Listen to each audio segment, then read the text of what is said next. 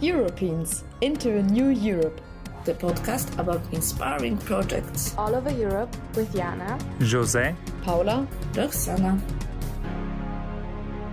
So hello, hi, my name is Roxana, and today the new episode of our podcast, European into a New Europe, we talk about a little bit about ecology. Yes, let's talk with Hugo, who is connected with European Solidarity Network, but today we will talk more about wetlands. So hi Hugo. Hi Roxana, it's nice to meet you again. It's been a long time, but it's always good to see you. And my name is Hugo, and I'll talk a little about youth engaged in wetlands and what are wetlands. So yes, please introduce us a little bit this organization. What is that? What do you do in this organization, and who can be participated in this organization? So youth engaged in wetlands, as the name says, it's youth that really likes wetlands. And it's a network that wants to connect youth around the world that works, that lives, or that just likes wetlands and nature in general. So we try to connect them and also to empower them, to help in their works or in their studies, to provide them opportunities, and also to promote the wise use of wetlands by the local population and the national governments. Basically, it's where youth can get together and for a common passion that are wetlands. Sounds great. So sounds amazing. But Hugo, please say me a little bit what it's wetlands. I tried to prepare myself from Wikipedia, but it could be for me it was a little bit hard. So can you explain us a little bit what is that and maybe examples of this ecosystem? Mm-hmm. So it's really easy. If you have a piece of land with water, it's a wetland, more or less. Well, it's a little more complicated than that, but it's that. And it's many times considered as a transition place of water and land. But for me, it's also a transition place of people and nature. It's a place where humans get together with the birds, with the fish, either for their daily life or just to enjoy nature in general. So for me, it's really that culmination of all the different worlds, the nature, the people, the industry coming together. So I have a question. It's a special wetlands human, like the humans who love wetlands or living near wetlands are very specific for you. They have some interesting, hobbies, because you said about this. It's interesting for me. As I said, there are really different type of wetlands. The most known are the swamps, but you also have the lagoons. You also even have corals. They are also considered wetlands. So of course, some are really nature protected and there's no people around. But then you have a lot of them that indigenous communities still live in these wetlands and in their old ways and in the commute with nature. They live together with nature. And then you have some more wetlands that are more integrated and then you have some wetlands that are in more developed places. For example, even close to Lisbon, you have a big wetland, the estuary of Tagus, where people, in one side, you have the big city of Lisbon with all that comes with a big city, all the big buildings, all the people, and then just next to it you have a place where the flamingos and other birds are enjoying their Pacific life. So yes, please. Yeah, so you have those types. You have people that go for wetlands just to enjoy nature, to run or to do bird watching, things like that. There are some wetlands that you can't go because they are protected and reserved for the young animals. And then you have wetlands where people still live there. It's their life and they need to live there to survive, to get food or to get shelter, all of those things. Other important things about wetlands is that they have a lot of biodiversity. So there are a lot of different birds, different fish, different mammals that depends of these places. And the destruction of wetlands can lead to the extinction of a lot of different species. Even small wetlands, like some in Portugal, birds that are coming from the Netherlands, from England, from Iceland. They are flying, they are tired, they stop here to get some fuel, and then they keep going to Africa. So they really have a variated role, and they help a lot of different things happening, not just for humans, but also for animals. So you show us a little bit why we need to protect wetlands. Once hand, the human, like human life, our good health, but also second, even for the birds, even it's stopped by some species. So could you say a little bit more about protecting wetlands generally? Maybe your work, maybe work of organization. Why we should protect? You said, but for what dangerous phases of wetlands now? So the difficult part of talking about wetlands is that they are so diverse. There are so many different types. So first of all, I think we should adapt to the wetland we have at hand. What type of wetland it is? What exists around the wetland? What animals live in that wetland? What ecosystem service are part of that wetland? So some wetlands, it's that we can touch them. They are fundamental for a lot of different species or ecosystems. So we really need to make them a no-go zone or really well protected. Some there are important ecosystem service that we get from wetlands or livelihood, like I told you about the indigenous communities. So we need to find ways of people can still live because of the wetland and they can still take service from the wetland, but we need to find ways on how they can do it without destroying the wetland. How can we get a synergy between the people and that wetland? And yeah, and I also think are important places even for ecotourism, but with care and with minds, where people can go to see more wild nature and wild animals and feel that connection with them in some restricted places, and yeah, to see why we should protect and be engaged on their protection.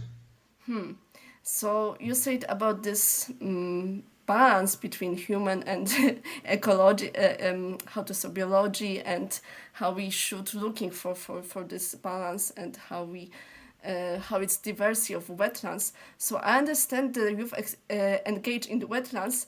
You just talk each other about your experience about the wetlands and try figure out what's you can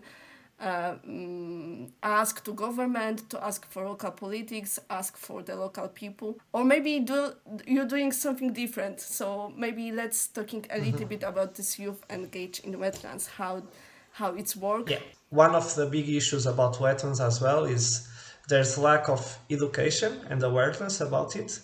I have a background in biology and ecology, and even studying so many years biology, I didn't know very well what are wetlands. Even now, I'm still learning what are wetlands and why they are important. But when I finished my studies, after I went to do a volunteer experience of the European Solidarity Corps in south of France, Camargue, and that's a major wetland in France, also known as the Flamingo Land, where a lot of birds like the flamingos breed, and we work with them. I went to the nests, so I fell in love with all the birds, all the life that is around the wetlands.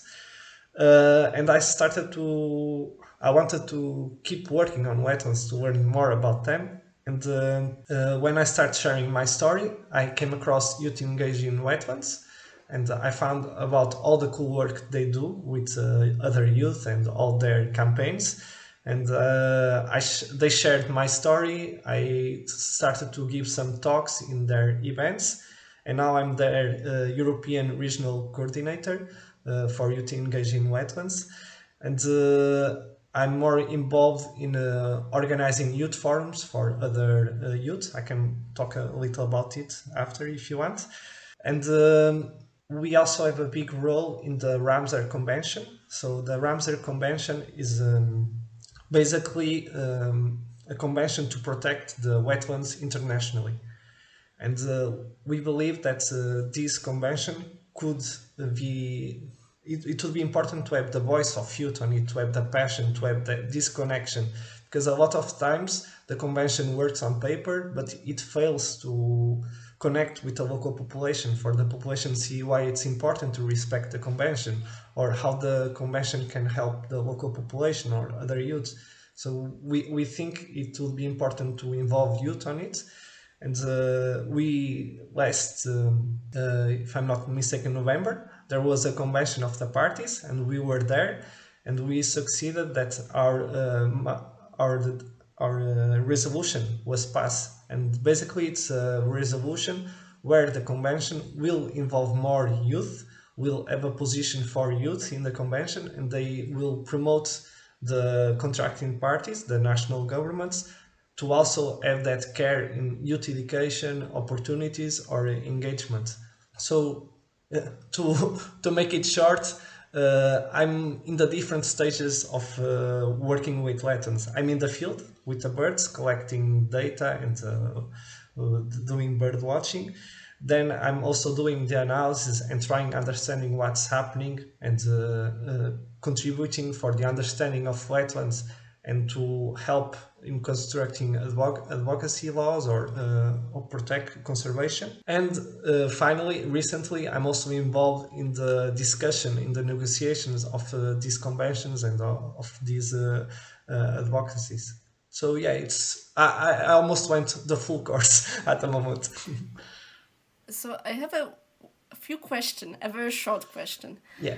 Because it's interesting for me, because on every level you meet, for example, in the grant, or you met with the local people, for example, on this more, for example, European level or world level, you just meet with the people who make this convention, who make these documents and so on.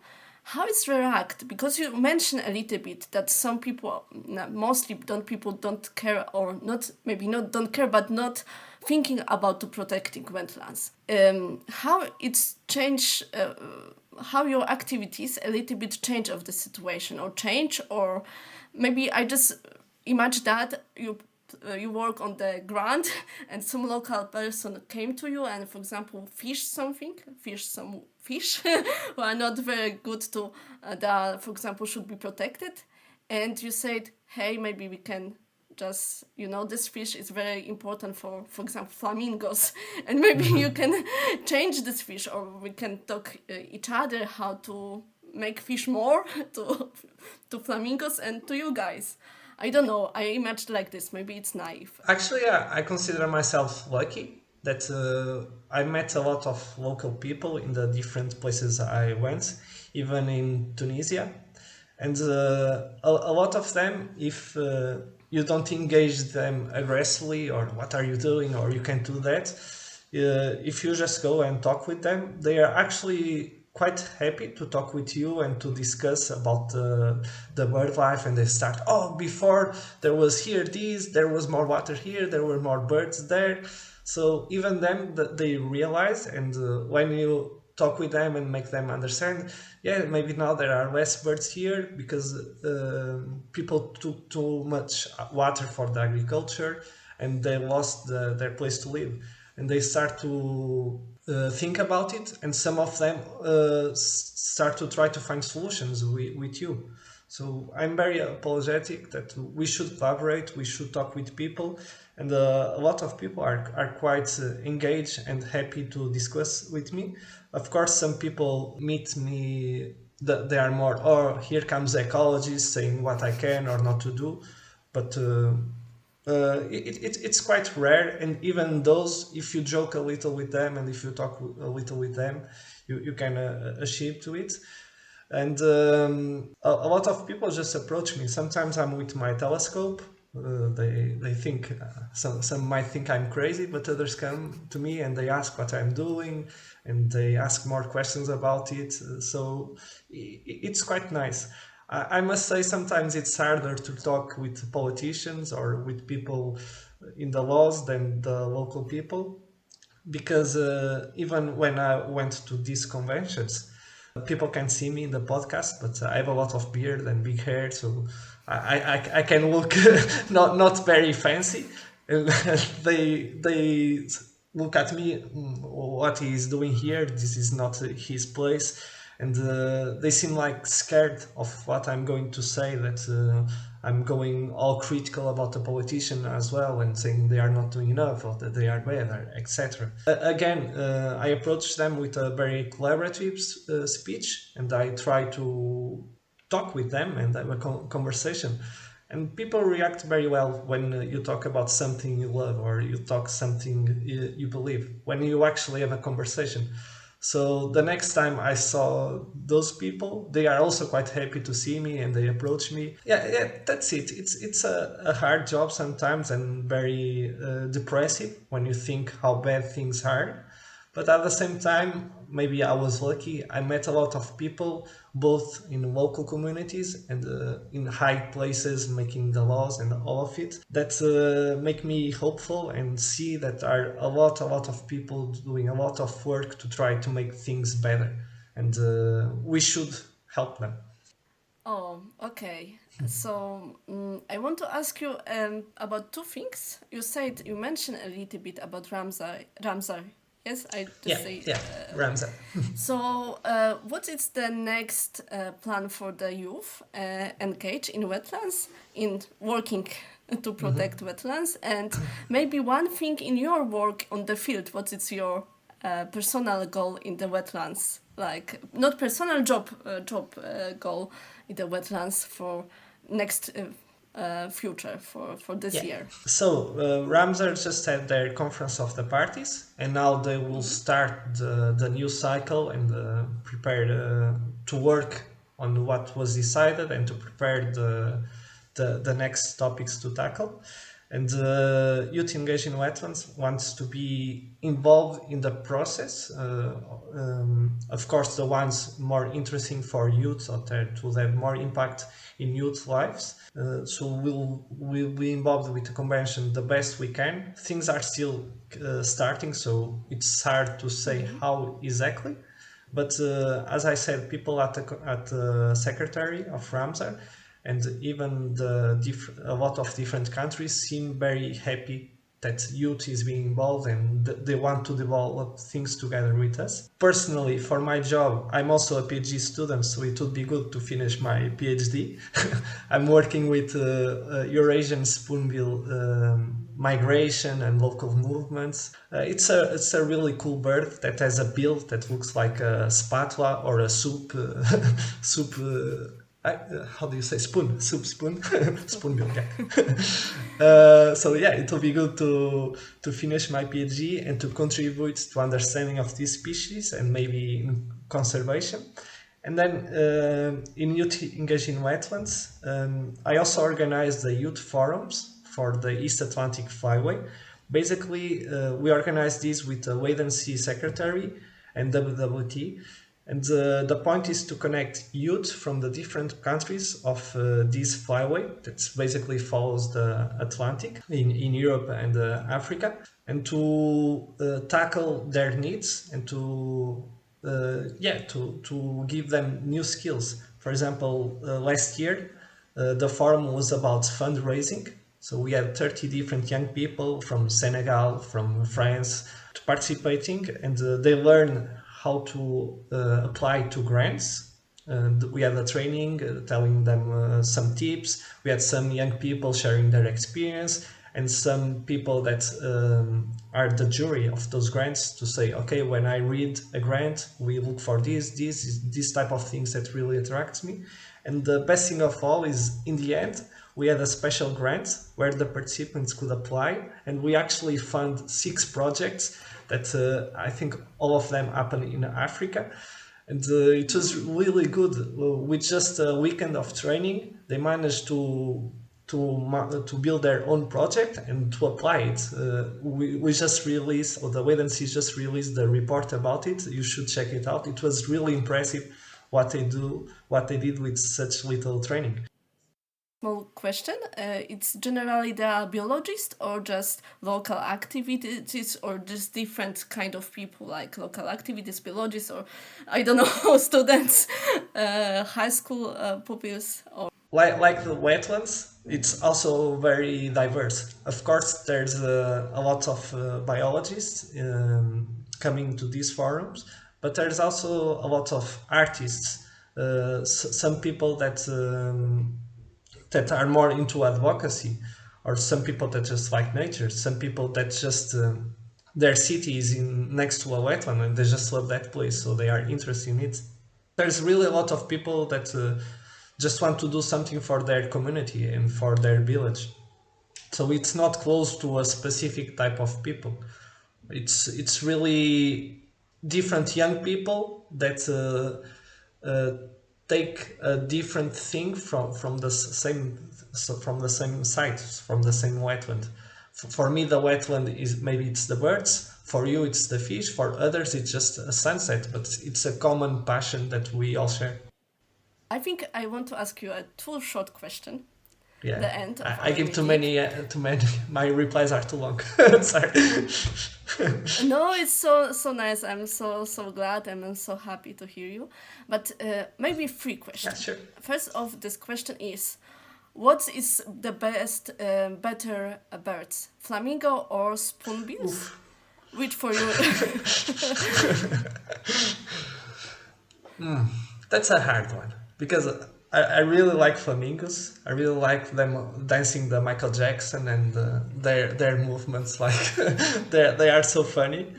But I don't know. I really have a deep connection with spoonbills. First, because I almost gave up on science, and working with spoonbills made me win again this passion for science, this passion for birds that I never thought it exists. And it's also because I really work the full life cycle of the spoonbills. I go to the nests when they are small eggs, and I take measurements of the eggs. I see how many eggs hatch. Then I mark the birds. I take the weight. I put the rings on them so I can follow them. Then I also put GPS. I see them leaving Camargue, leaving France, going to Tunisia or going to Mauritania or going to Spain. And then I see them coming back. Since it's been some years, I see some of the birds that were babies now having their own babies and see where their babies will go. So it's really a deep connection with the animals. And one of my jobs, it's also when we are marking them, we have like a barrier where they are inside, and one of my specialities is to stay with the birds and be sure they are calm, they are okay, they are relaxed. And you really see their different personalities. It's so funny. You have some birds that are just looking at you like they are so mad, and they try to take you with the bill, and it's such a small funny bill, so it doesn't do anything. Others just look at you curious. Others come next to you. You release them, and they still come next to you, like they just want to see. Some when they are waiting them, it things like they are enjoying to be there. It's really you really see the personalities. The flamingos actually they are trying to see if the personality has an influence in their migration patterns, or if it will have an influence in their life. I hope one day I'll be able to do the same with the spoonbills because they definitely have different personalities, and yeah, it would be the spoonbills. I have a big connection with them now. So you are like uncle, yeah, like Yeah, just yeah. you I'm have to a see when they are born up and when they came back. I'm not a cat lady. I'm So a interesting, bird but uncle. but maybe I mean this is stupid No, there's no question, stupid but they questions. recognize the birds recognize you, for example, uh, or it's a Mm, I would say maybe if they stayed with me since they were babies, there are some bird species that can imprint on you. The spoonbills, I have no idea, but I doubt it because I try to minimize to a maximum the time I'm with the birds, not to disturb them. They are still wild animals. So, and usually when I'm close to them, I'm with my camouflage or I'm in the water in the small inside a small box. They can't really see me. They just see me when I go to the nests and the adults they leave. I'm just with the chicks, and yeah. So I don't think they would recognize me. I had a question, but you just answered a little bit about fun facts about wetlands. But I think so. You took a lot of stories, but maybe you have nice fun facts about this specific ecosystem. From the wetlands itself, or that happened with me or with people. If generally, like Okay, I'll tell you about an experience I have with in my work and with wetlands. And it's the moment I hate wetlands the most, and the moment I love wetlands the most. So it's in winter. We have around 200 spoonbills that stay in Camargue. These are called residents because they stay all year in the same wetland. It's really hard to read the rings. So we put the rings to ID them, and it's really hard. You need to be less than 300 meters from them, and if they see you, they fly away. So the only way to approach them it's to go during the night. I wake up like at 3 in the morning. I drive to the wetland. Then I go inside the wetland, and I need to walk for 1 hour, 2 hours in the mud. It's quite hard to walk in the wetland because of the of the mud. I need to cross water, yeah, all the vegetation. And remember, it's winter, so it's quite cold and quite dark. It's crazy. And then I need to hide in the place, and sometimes I wait more than 2 hours for the sunrise. So you are just there in the cold waiting for them. And most of the times the sun comes and the birds are not there because it's so big. So it's really lucky for some of those 200 animals to stop in front of you. It requires a lot of planning and a lot of work. So it's really frustrating to do all of that and it doesn't work. So especially when you are in the cold waiting. But the other thing is when the sun comes, and depending on the spot, the sunrise can be in front of you. And even if the spoonbills are not there, there are the flamingos, there are the avocets, there are other wader birds. It's beautiful. It's really amazing. It's like out of a painting or of a movie, seeing that beauty, natural beauty in front of you. It makes all the effort worth. And if you are lucky and the spoonbills are actually there and you see the rings, then wow, it's really perfect. That's what I say to the volunteers that work with me. You just need one good day to make all the winter worth it. okay, I have a bad joke. It's like the sniper, you know. You just I'm sorry for this Yeah. bad jokes, very bad taste. But the one last question is how we can follow you. I mean, you've engaged in Westland, but you can also tell a little bit because you sometimes share about spoonbills. How we can also can Yeah. also follow the birds. So you can about these two things. How we can follow or maybe donation. You've engaged in Wetlands.